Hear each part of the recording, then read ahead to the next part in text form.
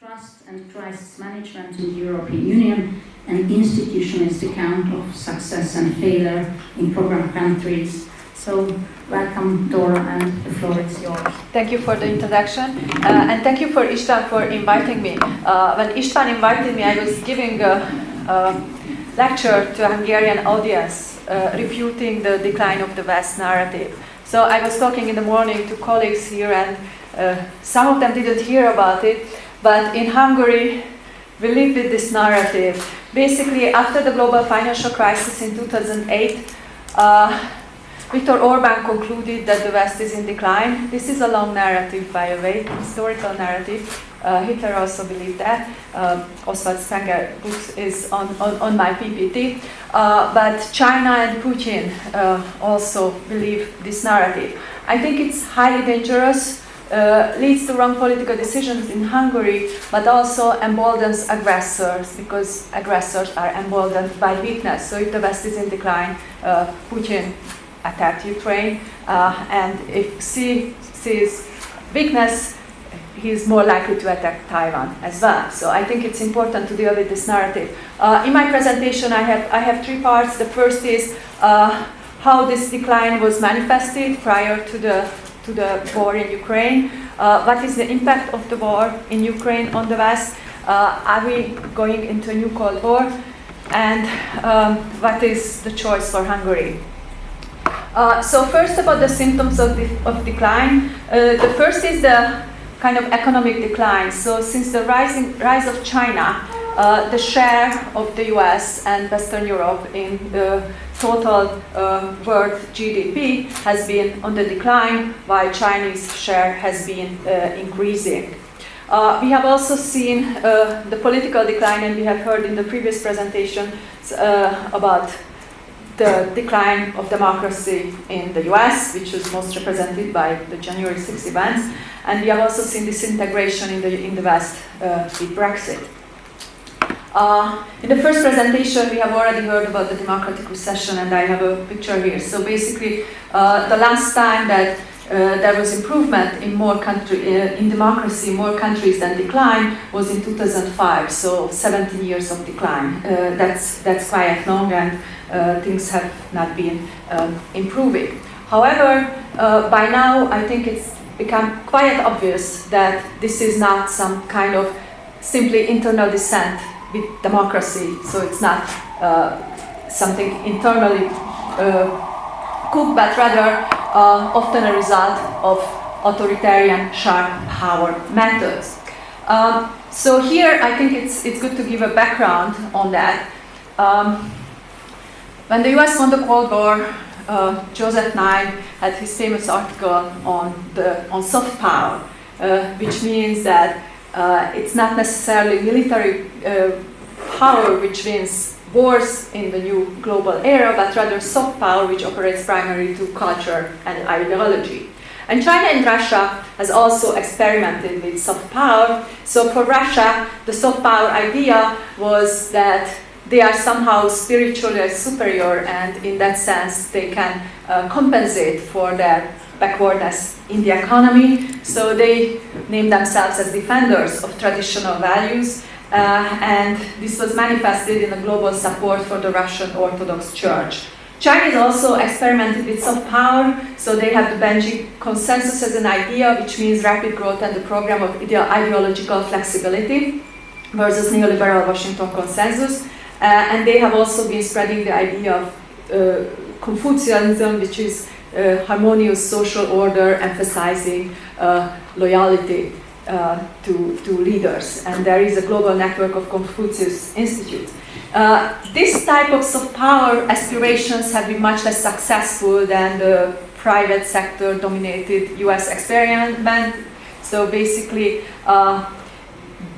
already by the mid-2010s, it became obvious that the support by Confucius Institute leads to censorship and basically Chinese coercion, while the Russian Orthodox Church is much less successful in disseminating its ideas than Hollywood was in the US. So basically that led to a different type of power, which is the rise of sharp power. This is not based on attractiveness, but rather coercion, and basically seeks to break the trust fabric of Western societies. And the openness of democracies make them vulnerable to this type of methods.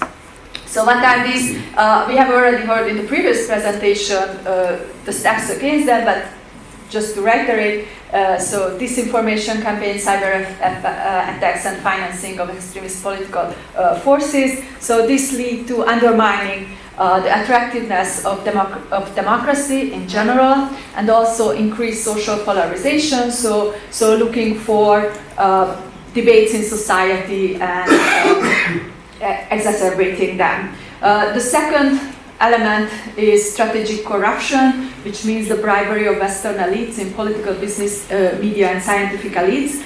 And actually, one of the first to describe this process was Heather Conley and her team in the Kremlin playbook, which showed this unvirtuous circle of corruption when the Kremlin corrupts certain political leaders, and when they get on power, they either serve Russia or they will be accused of corruption, and in both cases, the trust-based foundation of society will be undermined.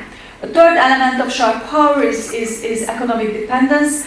In the case of Russia, this is energy dependence of Europe, but for China, this also means that through the One Belt, One Road initiative, that diplomacy has become a regular event. Trade relations are also important, so those countries which have an export surplus with China, they can be like Australia, they were subject coercion by China if they didn't do as Chinese wanted. For a decade, the West didn't do anything about these things. So basically, attractive business opportunities dominated the thinking of European and global politicians, and Russia could interfere in the U.S. elections, in the Brexit vote. There was no response even to military interventions in Moldova, Georgia, Syria, and the Crimea, and even extraterritorial assassinations like the Litvinenko assassination in London. There was no response from Britain. So authoritarians were widely successful, and this reinforced the idea and the narrative that the West is in decline. I think the nadir of Western decline was the withdrawal from Afghanistan, which was very chaotic, and this happened in August 2021, and almost immediately afterwards, US investigative reporting said that around October 2021, the US started to receive intelligence signals that Russia is going to attack. So weakness emboldened aggression, and Putin felt that it's time to attack Ukraine. I don't want to deal too much with the war, but basically, fortunately, he was miscalculating, and instead of further Western decline, the war led to the revival of the West. So first of all, unlike in the earlier decade, when everybody was relativizing, corruption was not seen as a serious crime, propaganda was seen as freedom of speech and all that. So the genocide which is going on in Ukraine gave moral clarity and a wake-up call for the West. And I call it genocide because genocide has two distinguishing features. First of all, it's not about subjugating a people, but eliminating them. And basically, Russia wants to eliminate Ukrainian identity in total. And the second distinguishing characteristic is that it impacts all segments of society, so men, women, and children. And we see men are killed, women are raped, and children are abducted. So I think we can call it genocide. The war also led to the restoration of US leadership in the transatlantic alliance. After a decade when there was fragmentation because of Trump, there was fragmentation because of the AUKUS Pact, and then the withdrawal from Afghanistan was decided unilaterally by the US. Finally, the alliance came together again, and it hasn't been as united since the end of the Cold War.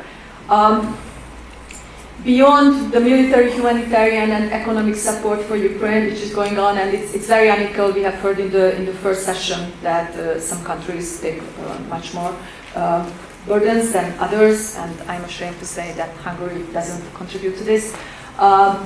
Basically, finally, there are serious steps to address authoritarian sharp power, and this includes corruption, and we have seen in the previous presentation, so corruption, rule of law, and propaganda.